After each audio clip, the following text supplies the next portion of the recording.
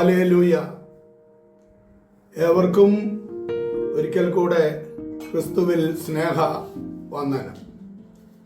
1 കൊരിന്ത്യർ ലേഖനം 10:24 വാക്യം ഇപ്രകാരം പറയുന്നു: ഓരോരുത്തൻ സ്വന്തം ഗുണമല്ല, മറ്റുള്ളവന്റെ ഗുണം അന്വേഷിക്കട്ടെ. ഇവിടെ നാം ചിന്തിക്കുമ്പോൾ ഇന്ന് ആര് തന്നെ ആയിരുന്നാലും ഏറ്റവും ആദ്യം ചിന്തിക്കുന്നത് അവന്റെ സ്വന്തം ഗുണമാണ്, അവന്റെ സ്വന്തം സാമ്രാജ്യം, അവന്റെ അധികാരം, ഇതെല്ലാം വലുതാക്കണം എന്നുള്ളതായ ഒറ്റ ചിന്തയാണ് മനുഷ്യനെ പലപ്പോഴും ഭരിക്കുന്നത് എന്ന് നമുക്ക് കാണുവാനായിട്ട് സാധിക്കും. അതുകൊണ്ടാണ് ഇവിടെ അപ്പോസ്തലനായ പൗലോസ് ഇക്കാര്യം ഓർമ്മപ്പെടുത്തുന്നത്. നാം ക്രിസ്തുവിന്റെ മാതൃക ചിന്തിക്കുമ്പോൾ ക്രിസ്തുവിനെ പോലെ ആയിത്തീരുക എന്നുള്ളതാണ് ഒരു വിശ്വാസിക്ക് ആവശ്യമായിരിക്കുന്നത്. എന്ന് പറഞ്ഞാൽ പ്രഥമവും പ്രധാനവുമായി ദൈവത്തോടും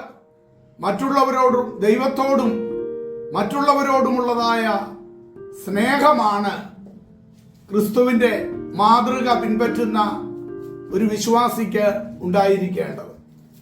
ക്രിസ്തുവിന് മനുഷ്യരോടുള്ള സ്നേഹം അവിടുത്തെ മനസ്സലിവിലും ദയയിലും നന്മ പ്രവൃത്തികളിലും സൗമ്യതയിലും പാപക്ഷമയിലും ദീർഘക്ഷമയിലും കരുണയിലും കണ്ണുനീരിലും അത് നമുക്ക് കാണാവുന്നതാണ്.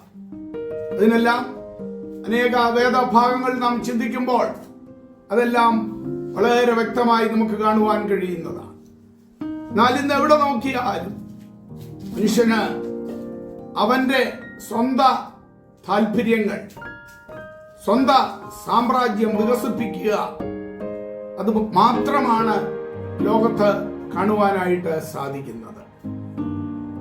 ഇപ്പോൾ നാം ചിന്തിക്കുമ്പോൾ നമ്മുടെ ഈ ഇന്ത്യ മഹാരാജ്യം കഴിഞ്ഞ ദിവസം അല്പമായിട്ട് ഓർമ്മപ്പെടുത്തി, ഡൽഹിയിൽ ഒരു വലിയ സമരം നടക്കുകയായി.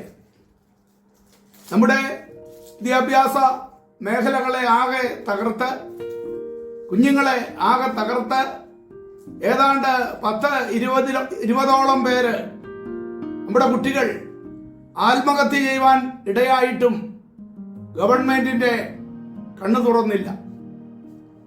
കുട്ടികൾ സമരത്തിന് ഇറങ്ങിയപ്പോൾ അവരെ കളിയാക്കുകയാണ് ചെയ്തത്.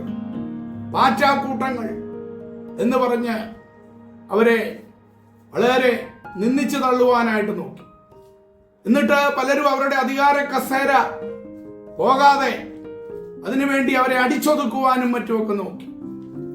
എന്നാൽ സംഭവിച്ചത്, കേന്ദ്രത്തിൽ ധർമ്മേന്ദ്ര പ്രധാൻ എന്ന വിദ്യാഭ്യാസ മന്ത്രിയുടെ രാജി ആ കുഞ്ഞുങ്ങൾ ആവശ്യപ്പെട്ടു. തെരുവിൽ കിടന്ന് അവർ ധാരാളം അടികൊണ്ടെങ്കിലും അവസാനം അത് സംഭവിക്കുക തന്നെ ചെയ്തു. ഇതൊക്കെയാണ് നമുക്ക് കാണുവാനായിട്ട് കഴിയുന്നത്. എല്ലാവർക്കും അവരുടെ കസേര പോകരുത്, അവരുടെ സാമ്രാജ്യം വലുതാക്കണം, ഇതാണ്. അതിനുവേണ്ടി ഏത് മാർഗവും അവലംബിക്കുന്ന അനുഭവങ്ങൾ. ഇതുകൂടാതെ മറ്റനേകരെ കുറിച്ച് നമ്മൾ ചിന്തിക്കുമ്പോൾ ഈ ദിവസങ്ങളിൽ കാണുവാൻ കഴിയുന്നത്, സിനിമാ സ്റ്റൈലില് ഓടിച്ചിട്ട് പിടിച്ചാണ് പലരെയും, പല ചെറുപ്പക്കാരെ, മയക്കുമരുന്ന് ലോബികളെ ഇന്ന് പോലീസ് വേട്ടയാടി പിടിച്ചുകൊണ്ടിരിക്കുകയാണ്. അവരുടെ കയ്യിൽ നിന്ന് അനേക നൂറുകണക്കിന് കോടികളുടെ മയക്കുമരുന്നുകളാണ് പലപ്പോഴും പിടിക്കുന്നത്.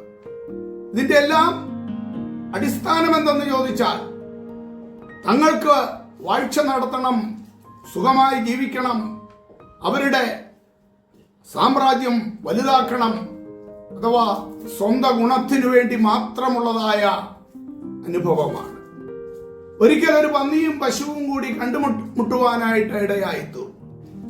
പന്നി പശുവിനോട് ചോദിച്ചു, നിന്നെ എല്ലാവരും വളരെ ബഹുമാനിക്കുക, ചിലരൊക്കെ നിന്നെ ആരാധിക്കുക പോലും ചെയ്യുകയാണ്, പക്ഷെ എന്നെ കാണുമ്പോൾ എല്ലാവരും മൂക്കും പൊത്തിക്കൊണ്ട് ഓടുകയാണ് ചെയ്യുന്നത്. അപ്പോൾ പശു ഇപ്രകാരം പറയുവാനായിട്ട് ഇടയായി തീർന്നു: ഞാന് എൻ്റെ പാലും അതിൽ നിന്ന് കിട്ടുന്ന വെണ്ണയും ഇതെല്ലാം ഞാൻ അവർക്ക് സംഭാവന ചെയ്തുകൊണ്ടിരിക്കുകയാണ്. ഞാൻ ജീവിച്ചിരിക്കുമ്പോൾ അത് നൽകുകയാണ്. പക്ഷെങ്കിൽ നിന്നെ കൊന്നിട്ട് മാത്രമേ അവർക്ക് നിന്റെ ഇറച്ചി എടുക്കാനായിട്ട് പറ്റത്തുള്ളൂ. നിന്റെ ഇറച്ചിക്ക് അവർക്ക് വലിയ ഇഷ്ടമാണ്. ഇതാണ് പശു പറയുവാനായിട്ട് ഇടയായി തീർന്നത്. ജഡത്തെ പോഷിപ്പിക്കേണ്ടതിന് ആ പന്നിയുടെ ഇറച്ചിയെ മാത്രം നോക്കിക്കൊണ്ട് അതിനെ വളർത്തുന്നു. അപ്പോൾ തന്നെ അതിനെ കാണുമ്പോൾ മൂക്ക് പൊത്തുന്നു. എന്നാൽ അതിൻ്റെ ആ ഇറച്ചിക്ക് വേണ്ടി മാത്രം, ജഡീക സുഖത്തിന് വേണ്ടി മാത്രം അതിനെ വളർത്തുന്ന അനേകരെ നമുക്ക് കാണുവാനായിട്ട് കഴിയും. ഇന്ന് പ്രകാരമാണ് മനുഷ്യൻ സ്വന്തം ജഡത്തെ ഏത് മാലിന്യത്തിൽ കൂടിയാണെങ്കിലും ഏത് അഴിമതിയിൽ കൂടിയാണെങ്കിലും വളരുവാനായിട്ട് അനുവദിക്കുന്ന, അല്ലെങ്കിൽ അതിനുവേണ്ടി മാത്രം ജീവിക്കുന്ന അനേകരെയാണ് നമുക്ക് കാണുവാനായിട്ട് സാധിക്കുന്നത്. അതേ പ്രിയമുള്ളവരെ, ഇവിടെ ഈ വാക്യം എത്രയോ നാം ചിന്തിക്കേണ്ടതായ ഒരു വാക്യമാണ്. ഓരോരുത്തൻ സ്വന്തം ഗുണമല്ല, മറ്റുള്ളവന്റെ ഗുണം കൂടെ അന്വേഷിക്കട്ടെ. നമ്മുടെ അയലത്ത് എത്ര ദരിദ്രരുണ്ട്, നമ്മുടെ പള്ളികളിൽ എത്രയോ ദരിദ്രരുണ്ട്, രോഗികളുണ്ട്, പീഡിതരുണ്ട്, നമ്മുടെ സമൂഹത്തിൽ എത്രയോ ലക്ഷങ്ങളുണ്ട്. ഇവരെ ആരെയും കാണുവാൻ കഴിയാതെ സ്വന്തം ഗുണം മാത്രം നോക്കി ജീവിക്കുകയോ ഭരിക്കുകയോ വാഴ്ച നടത്തുകയോ ചെയ്യുന്നെങ്കിൽ ഇതിനൊരവസാനമുണ്ട് എന്നുള്ളതായ കാര്യം നാം ആരും വിസ്മരിക്കരുത്. അതെ, മറ്റുള്ളവരുടെ ഗുണം കൂടി നോക്കേണ്ടതിന് വേണ്ടിയാണ് ദൈവം നമ്മെ ഈ ഭൂമിയിലാക്കിയിരിക്കുന്നത്. സർവോപരി ക്രിസ്തുവിന്റെ മാതൃക നമ്മുടെ ജീവിതത്തിൽ പിൻപറ്റേണ്ടതിന് വേണ്ടിയാണ് നമ്മെ ഈ ലോകത്തിലാക്കിയിരിക്കുന്നത് എന്നുള്ളതായ കാര്യം നാം വിസ്മരിക്കരുത്. ദൈവത്തിൻ കരങ്ങളിൽ നമ്മെ ഏൽപ്പിക്കാം. അവിടുന്ന് നമ്മെ അനുഗ്രഹിക്കുമാറാകട്ടെ.